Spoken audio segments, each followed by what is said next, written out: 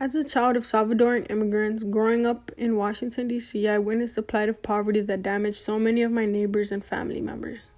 These injustices permeated my neighborhood as gentrification created problems regarding access to fair housing, food, and education. The only place I could find solace from the insecurities that surrounded me was on a soccer field at Tubman Elementary School.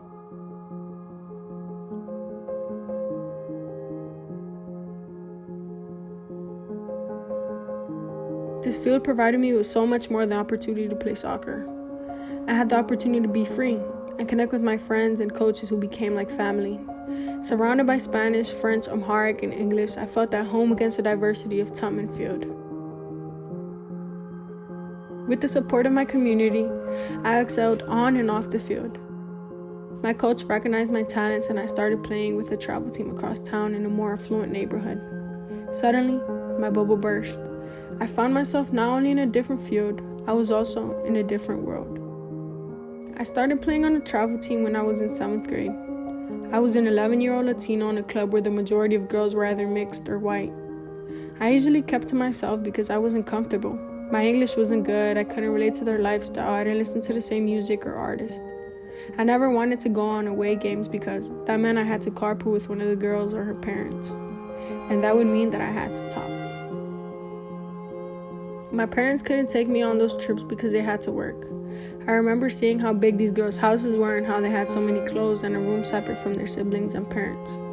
They didn't have to share one room with their whole family and live in their grandma's apartment in a rented room along with 2 strangers in order for their grandma to pay the apartment rent, like me. I remember each and every ride, looking out the window contemplating that I wasn't like them, that I was different, that I didn't belong there. I didn't understand why I couldn't be myself. Why I couldn't show that it didn't matter how I spoke, that I deserved to be there no matter my circumstances.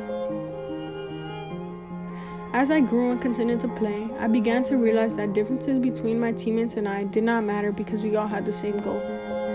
It didn't matter if I went to a public school or why they went to a private school, or if they took vacations to fancy places where I wish I could go. At the end of the day, we were there for the same reason. Now, as a 17-year-old, I am able to talk to my teammates and laugh with them, and engage in conversations without feeling like I shouldn't be there. I have met friends who are like sisters I never had.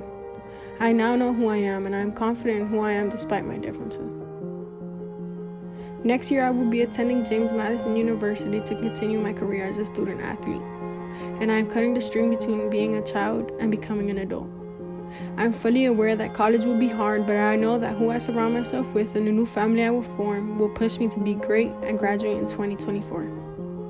I have promised myself that I will use what I learned to shine without holding back. I will show who I am, where I come from, and how powerful I can be as a proud Latina woman.